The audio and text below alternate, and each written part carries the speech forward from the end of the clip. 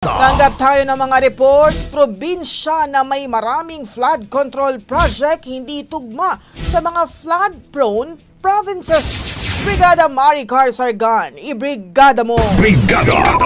Live report! Pinuna ni Pangulong Ferdinand Marcos Jr. ang datos na nagpapakita na hindi tugma ang listahan ng mga probinsyang may pinakamaraming flood control project sa mga lugar na madalas binabaha.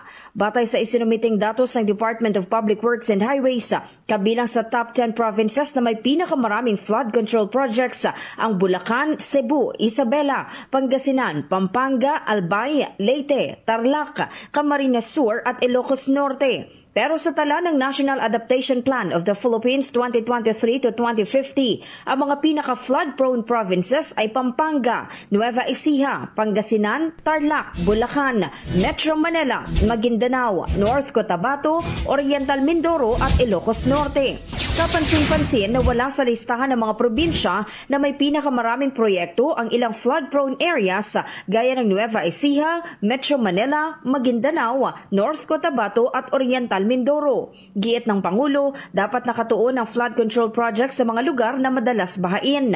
Kaya kabilang ito sa bubusisiin ng maigi ng Regional Project Monitoring Committee sa ilalim ng DepDev. In the heart of changing lives, ako si Brigada Maricar Sargan ng 105.1 Brigada News FM Manila, The Music and News Authority. Ang bahaging ito ay hatid sa atin ng DriveMax Herbal Capsule. Lalaking angat, tumatagal.